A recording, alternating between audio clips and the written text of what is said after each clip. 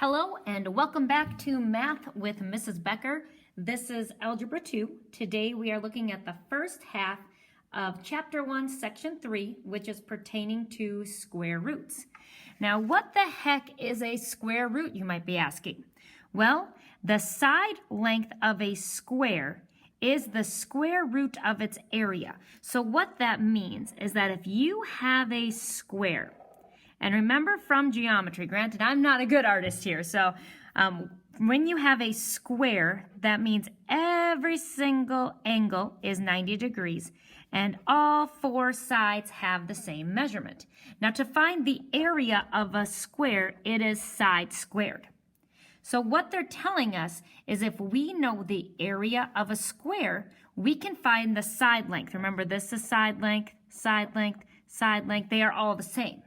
So if you know the area, you can find the side length by taking what is called the square root. Now the square root symbol looks like this. It is called a radical symbol. And what happens is if you square root a square, they cancel one another. Super cool stuff here, guys. The number or expression under the radical symbol is called the radicand. So if I have the square root of 30, this symbol is called a radical symbol. The number underneath, so in this case it's 30, is called the radicand. Now what happens is you can have symbols, positives, negatives, plus or minus symbols in front of your radical symbol. And so here, if there's not a symbol, the square root of 25, there's not a symbol here, the square root of 25 is 5. If they put a negative in front, that negative carries on over into the final answer. So a negative square root of 25 is negative, the square root of 25 is 5. Now plus or minus, what that means is that you actually count both solutions. You have the positive square root of 25, which is 5, and the negative square root of 25, which is negative 5. Now what happens if they do not give you a symbol, you are just keeping it positive. That is called the principal root. But again, if there is a negative sign or a plus or minus, what happens is that carries on over into your final answer. Okay, next, this is kind of fun. Numbers such as 25, they have perfect integer square roots. So they are called perfect squares. So some other perfect squares. 1 squared is 1. 2 squared is 2. 3 squared is 9. Now I'm doing it this way because the square root of 1 is 1. The square root of 4 is 2. The square root of 9 is 3. So notice the pattern of what I'm doing. I'm starting with natural numbers, the counting numbers that we talked about in 1.1, and I'm just squaring them. 1 squared, 2 squared, 3 squared, 4 squared is 16.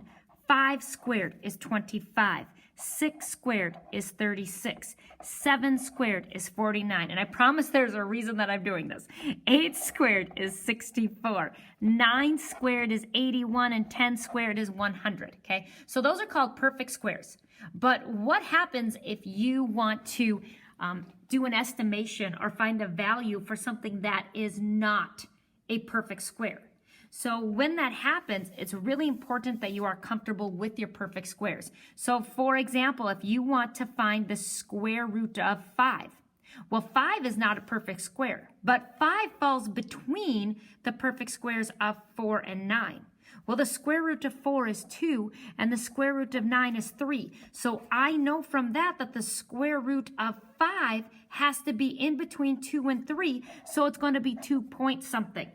So you guys, this is so cool. You can use perfect squares to estimate values that are not perfect squares. And that's what we're going to do here. Now this first slide, I totally just have it all set up for you with step-by-step directions so we could talk through it, okay? We want to estimate it to the nearest tenth. And remember, tenth means that you have a decimal and only one number. So if we are estimating the square root of 27. If I go back up to my perfect squares, 27 is not one of them, but 27 falls between 25 and 36. And so that's what they're showing you here. 27 is in between which two perfect squares? 25 and 36. So notice we know the square root of 27, it is larger than the square root of 25, but it is less than the square root of 36. Now, the square root of 25 is 5. The square root of 36 is 6. So right now, we know that the square root of 27 is in between these two values. That means it's 5 point something.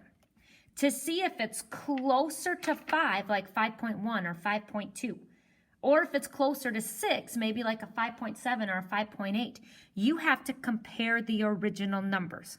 27 is closer to 25. Because 27 is closer to 25, the square root of 27 is going to be closer to 5. So what you want to do is try at least two numbers. And what you're trying to do is see how close you can get to 27. So if I take 5.2 squared, because I know it has to be closer to 5, 5.2 squared is 27.04. So it's a little high. You have to try at least two numbers. So let's go ahead and try 5.1. 5.1 squared is 26.01. That's too low. So between these two values, what you're asking yourself is which one got you closest to 27? Well, that would be 5.2. Now last, you can check it on a calculator. So on a calculator, to get the square root, it's the second key, x squared. The square root of 27, if I round it to the 10th, that means you look at the 100th. This 9 is bigger than a 5, so it bumped that one up. So round it to the 10th, that's 5.2. That's what we approximated that to be.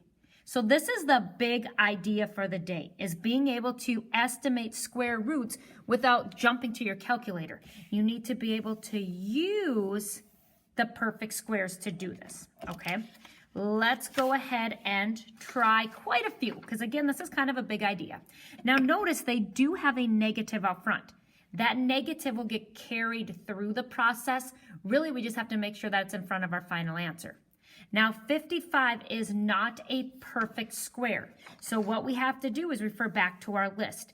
55 is between 49 and 64. So this is how I set it up. Negative square root of 49 is less than negative square root of 55, which is less than negative square root of 64. So again, I'm doing the exact same thing. The only difference is because there was a negative here, I'm just taking it in front. Okay, that's all that I'm doing. Now, the square root of 49 is 7. The square root of 64 is 8. So I am trying values in between 7 and 8 is what I'm doing here. Okay, now if I look back at the beginning, 49 to 55, the spread is 6 values. If I go 55 to 64, the spread is 9 values. So 55 is closer to 49.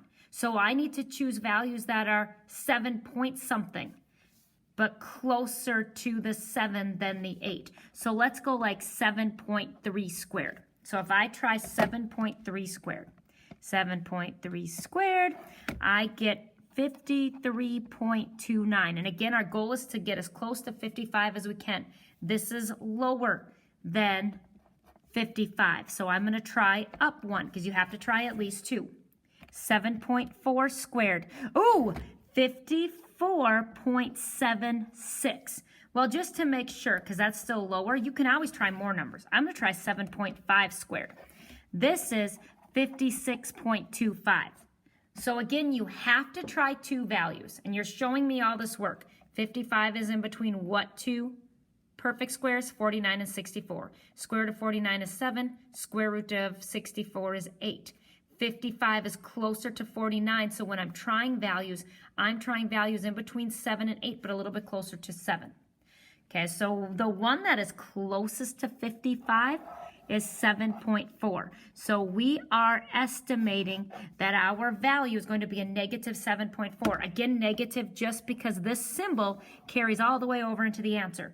Now to check our final answer, negative square root of 55. Hopefully it rounds to negative 7.4. It does. We're rock stars.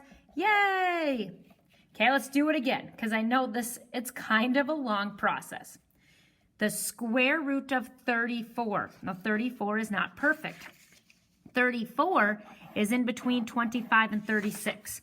So step 1, square root of 25 is less than the square root of 34, which is less than the square root of 36. 34 is in between the perfect squares of 25 and 36. 25, the square root of 25 is 5. We do not know the square root of 34, so we leave it. The square root of 36 is 6. So I know 34 is 5 point something because it is between 5 and 6. Now to see if it's closer to the 5 or closer to the 6, you compare the first two values. 34 is closer to 36, so it's going to be 5 point something but close to 6, so like 5.8, 5.9, 5.7. You have to try at least two values. So I'm going to go, let's try 5.8. So if I try 5.8 squared, I get 33, ooh, that's pretty darn close, 33.64. This is under 34. So when I try my second value, I'm going to go a little bit bigger and try 5.9. 5.9 squared is 34.81. Both of these are very close. Your answer is going to be whichever one is the closest to 34. Now the distance away from 34, this is 0.36 away. This is 0.81 away. So closest to 34, we are saying it should be 5.8. Now you check your answer on the calculator. The square root of 34, 5.83, that's awesome because this 3 is not a high enough number to bump that, so 5.8 would be the solution, rounded to the 10th. Last one like this, just to make sure we've got it. 61. 61 is not a perfect square. 61 is in between 49 and 64. Okay, so I have the square root of 49 is less than the square root of 61, which is less than the square root of 64. The square root of 49 is 7. Marker's going dead here. The square root of 61, that's what we're trying to estimate. The square root of 64 is 8. So I know that my value has to be 7 point something because it needs to fall between 7 and 8. When you're comparing the original numbers, 61 is closer in value to 64. So my number is going to be 7 point something, but closer to the 8. So that means more than 7.5. So let's try, and you're just guessing a couple numbers. So I'm going to say, let's try 7.7. We want to get close to 6.1. 7.7 squared, ooh, that's not very good. 59.29. Okay, let's try 7.8 squared. And again, you have to try 2. If it takes you more than that to get the right answer, no problem. Ooh, 60.84. That's really close. 60.84, you guys, that's like 0.16 away. But just to make sure I can't get any closer, because this is still lower than 61, I'm going to try 7.9 just to make sure. 7.9 squared, that is 62.41. What you're doing, you're looking at the square values, seeing which one is the closest to 61. Definitely 7.8. So my estimation is that the square root of 61 has a value of 7.8. So if I go ahead and I plug that in the calculator, square root of 61, 7.81, we had a solid approximation. We were correct. Okay, so that is idea number 1 for the day. Can you estimate a non-perfect square root to the nearest 10th using perfect square roots? Kind of fun. Okay, the next one. I love simplifying radicals, okay? There are some rules that help you. If you have 2 radicals, like if I have the square root of 4 times the square root of 3, because these are both square roots, you can multiply the radicands together. What that means is I can go from 2 symbols to 1, and then you're taking the 4 times the 3 to create the square root of 12. From there, what we have to do is break it down, and I'm going to show you that in just a second, okay? So again, if I have the square root of 8 times the square root of 2, I can combine that to the square root of 16, which is 4. If you have one square root symbol over a fraction. You are allowed to break that one symbol into two and take the square root of the top and the bottom. You definitely want to do that if your numerator and denominator are perfect square roots like they are here. The square root of 25 is 5. The square root of 16 is 4. So 5 over 4, you're done. You can't simplify that at all. However, if you have two square roots, one on the top and one on the bottom, and they're not perfect squares like we see above, like here, 18 is not a perfect square, 2 is not a perfect square. Just like you could go from one symbol to 2, you can go from 2 radical symbols to 1. What that allows us to do is take the fraction 18 over 2. 18 divided by 2 is 9. That's what's underneath the symbol, and the square root of 9 is 3. Okay, so again, just some properties, some rules, things that you are allowed to do when working with square roots. Now to simplify them, to me, this is the easiest way, okay? A square root has an unwritten index of 2. And this is important because as we move through this course, we are going to deal with cubic roots, where this number is 3. Fourth roots, fifth roots, sixth roots. So it's important to know that if it's a square root, it has an unwritten 2, okay? Now, when I do what's called a factor tree, you are breaking a number down into all of its prime numbers. So 20 can be created from 2 times 10. I can no longer use 20 because I broke it down into 2 values that if you multiply them, it created the 20. Okay, so the 20 is gone. 2 is a prime number. It can only be divided by 1 in itself. So we leave the 2 alone. 10 can be broken down into 2 times 5. Now, these are all the prime numbers. Now, to simplify, you need to have 2 numbers that are the same. If you cross off 2 numbers that are the same, you get to write that number 1 time on the outside of the radical. So, for example, here I have 2 2's. I cross off 2 2's, I get to write 1 2 on the outside. I cannot cross off 5 because I only have 1 of them. 5 remains underneath the radical. Okay, just in case you're like, holy crap, what just happened? Let's do it again. Let's look at 243. 243 is divisible by 3. It is 3 times 81. 3 is prime. 81 is 9 times 9. Each 9 is 3 times 3. You break it down into all prime numbers. Now here's the deal. Every time you can cross off 2 of the same number, you get to write it outside of the symbol 1 time. Cross off 2 3's, you get to write it once. Cross off 2 3's, you get to write it once. This 3 cannot be crossed off, so it remains on the inside. If you ever have more than 1 number on the outside, like we have here, or more than 1 number on the inside that could not be crossed off, you multiply those together to create 1 value for either the outside or the inside. So here, 3 times 3 is 9. That's what's on the outside. 3 is left on the inside. So simplifying square roots using a factor tree. So let's go ahead and try this. Kind of fun. 32. 32 is 2 times 16. 16 is 2 times 8. And if you put 4 times 4, awesome. As long as the 2 numbers that you write down multiply to the number above it, you're doing great. 8 can be broken down into 2 times 4. 4 can be brought down into 2 times 2. Now you're looking for pairs of numbers. I can cross off 2 2's. If you cross off 2 of the same number, you get to write it once. Cross off 2 2's, I get to write it once. This 2 cannot be crossed off because it is not part of a pair. On the outside, 2 times 2 is 4. Underneath, I have a 2. The next one, I have a square root that is over an entire fraction. To see if you want to split it, look and see if your numerator and denominator are perfect squares.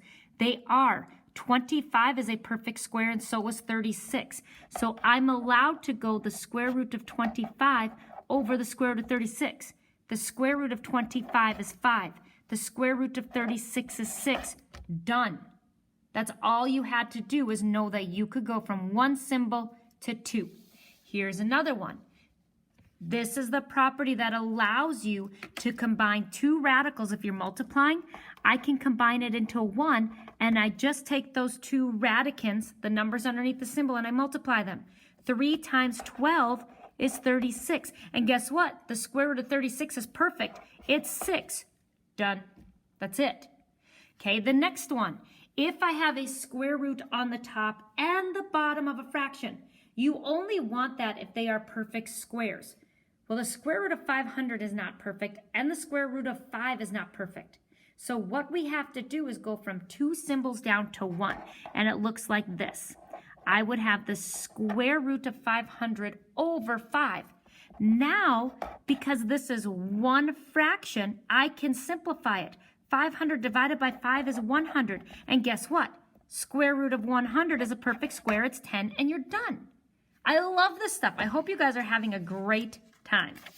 We're going to try a couple more, and that's where we will cut this off for the day. Again, we're only doing half of the section because I don't want to overwhelm you. I want to make sure that you understand this before we add more concepts. Okay, 4 more examples, and then I will let you go for the day. 48. 48 is 6 times 8. Again, if you did 2 times 24, awesome. If you did 4 times 12, great. As long as the two numbers that you wrote down multiply to 48. 6 can be broken down into 2 times 3. 2 and 3 are both prime numbers. 8 can be broken down into 2 times 4.